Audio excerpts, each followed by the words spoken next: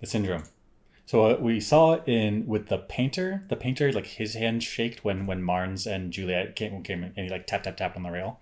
And then we also saw it again with Paul Billings. Like when he's walking next to Sims, he like clasps his hands so that he hides shaking. And then Juliet and Billings have a conversation about it. Let's watch. You want honesty? I do. I do. Your hands shake. You have flashes of pain. Sure. Under pressure, you clench your hands so tight, I'm surprised your fingers don't fall off. You have the syndrome. That's the syndrome. And so like that's a big deal. And you can see on his face, he's thinking about the implications. Like if people know I have the syndrome, it's a big issue.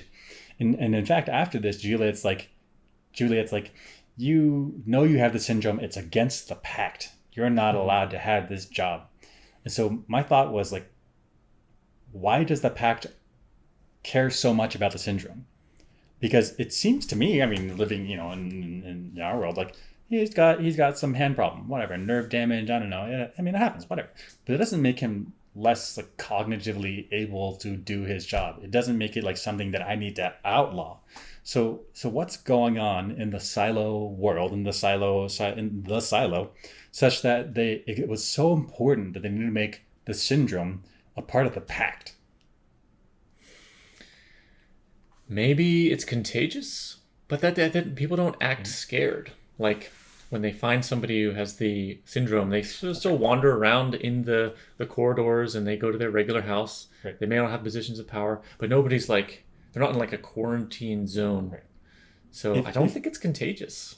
Right. If it was contagious, people wouldn't be like, oh, bummer, or oh, bad. They would be like, distance myself. Like, I don't want to risk getting it. So I agree. It's not contagious, but what was so bad about having the syndrome that the pact, whoever wrote the founders, I guess, made it in the pact. My thought was that maybe it's some sign of neural degradation. And so when you have neurological degradation, that could be a sign of you're getting closer to death. And perhaps when people are closer to death, they're less reserved. They're more willing to call out injustices or other junk that they see around in the world. And in terms of controlling and maintaining a society, you really don't want people flying off the handle. You really want them saying like, my life is pretty good as it is. I'm going to let it ride.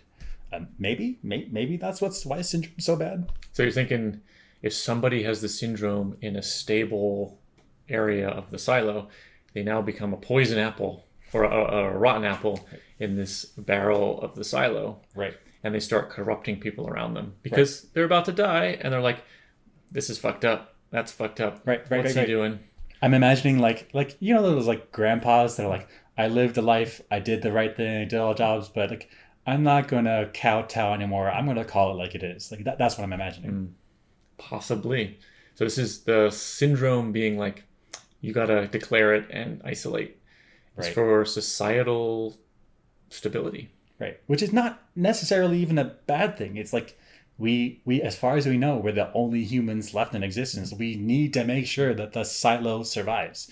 And if this is one of the things you got to do, then maybe. So in summary, bring back leper colonies. Let's do it. That's right. That is what I just argued. Fuck. Send him to the island.